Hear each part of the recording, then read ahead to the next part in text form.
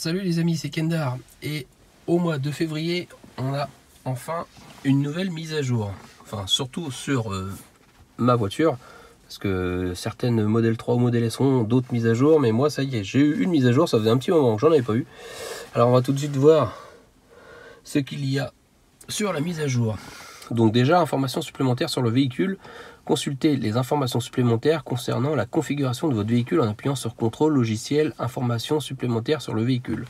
Donc ça, c'est logiciel, la information supplémentaire sur le véhicule. Bon après, ça dit pas grand chose en fait, vous voyez pas, mais voilà. Type de moteur arrière, induction, type de suspension pneumatique standard, système audio base, voilà. Mécanisme d'ouverture de porte de garage, home link 2. Voilà, bon, c'est tout. Ça dit pas grand chose d'autre. Voilà. Ensuite, alors, il y a beaucoup d'améliorations au niveau de la commande vocale. Donc moi, c'est vraiment pas un truc que j'utilise. J'ai pas le réflexe d'utiliser les commandes vocales, mais apparemment, ça a l'air d'être un peu plus poussé qu'avant. Alors, elles ont été repensées pour comprendre le langage naturel. Dans le cadre de cette version initiale, nous sommes concentrés sur les commandes qui nécessitent peu d'action sur l'écran pour que vous puissiez garder les yeux sur la route.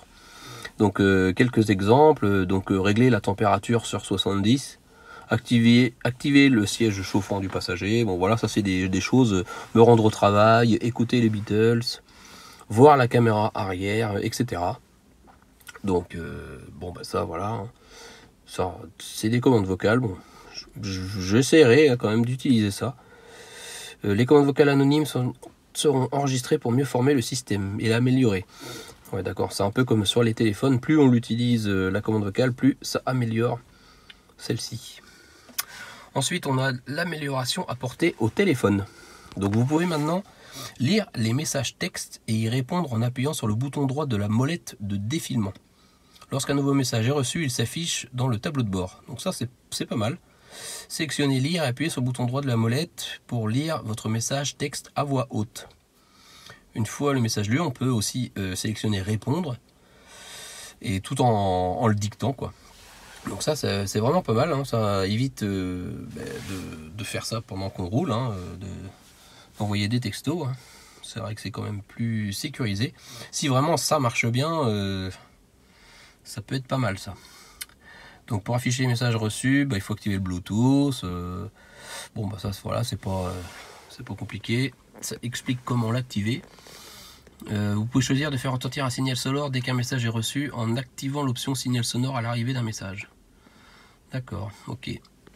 Donc les notifications doivent être activées sur votre appareil. Bon, d'accord. Alors maintenant, on a un nouveau mode, le mode camp. Votre voiture peut désormais maintenir les paramètres de débit d'air, température, éclairage, ainsi que la musique et l'alimentation des appareils électriques lorsque le mode camp est activé. Pour activer le mode camp, appuyez sur l'icône du ventilateur en bas et réglez maintien de la climatisation sur camp lorsque votre voiture est en mode parking. Donc ça permet, voilà, de laisser le chauffage ou la clim quand la voiture est arrêtée. Donc il suffit d'aller sur l'icône. Et voilà, et maintenant on a cette barre là, il n'y avait pas avant, mais maintenant on peut mettre le mode camp. Donc quand je clique dessus, voilà, la voiture restera allumée jusqu'à ce que la batterie atteigne 20% de charge.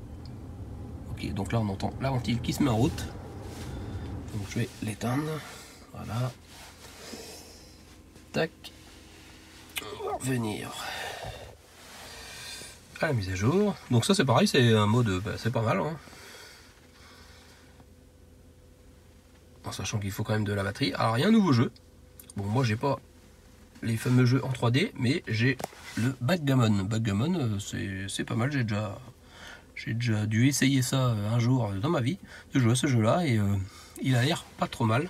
Quand on regarde les graphismes par rapport à ce qu'il y a d'habitude, voilà, quand on regarde, ça fait un petit effet cuir.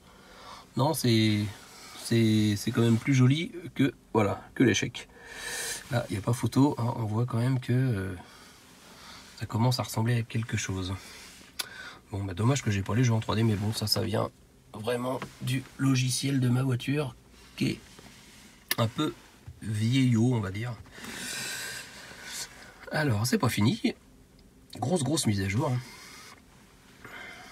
Alors, donc ça c'est bon, le mode camp, le backgammon. Qu'est-ce qu'on a d'autre? Le clavier vocal. Vous pouvez maintenant utiliser la dictée pour saisir du texte dans votre voiture. Il vous suffit de toucher l'icône du microphone sur le clavier pour saisir du texte à l'aide des commandes vocales. Ouais, par exemple, si je veux aller quelque part, je clique sur l'icône et puis je dis voilà, aller à une destination et voilà, ça l'écrit. Donc ça rejoint les commandes vocales qui sont améliorées. Alors, profil conducteur enregistre désormais les paramètres de navigation supplémentaires tels que le niveau de volume du guidage vocal et les paramètres d'affichage de la circulation. Ok, bon, c'est des petits ajouts. Nouvelle langue prise en charge. Donc maintenant, on peut choisir le danois comme langue. Ok, bon, moi je parle pas danois. Et la mise à jour précédente, j'ai eu une amélioration du diagnostic de la batterie haute tension.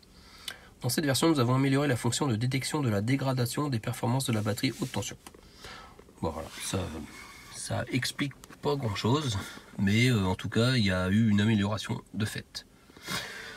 Bon, mais voilà les amis, c'est la mise à jour de février 2020. Bon, ben, il y a eu un nouveau jeu. Moi, il y a toujours des petits trucs. Je suis en voilà, V10.2.